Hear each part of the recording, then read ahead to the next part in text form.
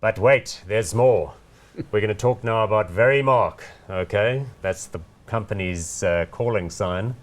Household goods retailer specializing in direct response television selling. So they sell the ads, and then they've also got stores in quite a lot of the malls. The CEO and controlling shareholder is a guy called Mike van Straaten. Market capitalization, though, has been on a long and steady decline. We'll see in a minute what the chart looks like. It's got 51.4 million rands worth of market cap, so that's pretty tiny. Price earnings ratio 4.3, dividend yield of 11%. So again, that's what we sometimes see with these companies that are family controlled, is that the dividend is sort of not paid for many reporting periods. Suddenly they decide to pay a dividend. Looks pretty good. Yeah.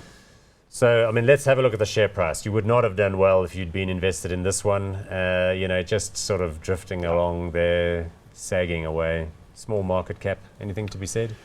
There ought to be a reference from Michael van Straaten in the Dictionary of Persistence. Now, he's a wonderfully charismatic guy, and he really knows this business inside out. And it's very instructive to go to his presentations, because they're really a lot of fun.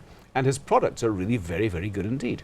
But have you got a floor whiz at home? That's one of their top sellers. I must admit, I've got one or two of the things, but they're genuinely very, very good. The Total Flex thing, that's the thing that you... Well, if you go to the presentation, you can try all these things out. They're there's very the accommodating. onion chopper, I'm hearing, and then there's also the Maxis body shaper. And there's the Bauer pans and all this kind of thing. No, it's good stuff, and it's well What made. about the Genie bra? That's the one that you can wash again and again and again. It still holds its shape. Not aware of that one, actually, Paul.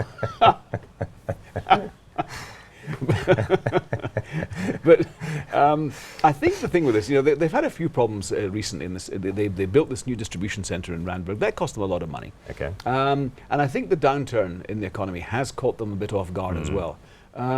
This is very much aligned to the economic cycle.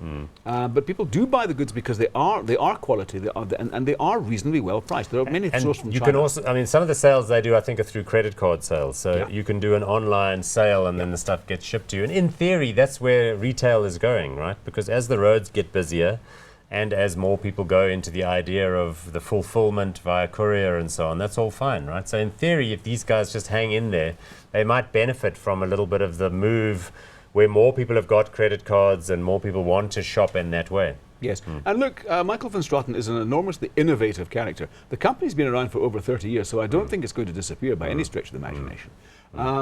So yeah, look, whilst I can't get hot on it, I agree with you. I do think there will be opportunities in the future. Yeah, okay, good. I'm going to go with not hot, because anything under R1 billion, in my view, is too small for consideration on our fine show here. Good. So not hot on Verimark, but one to watch.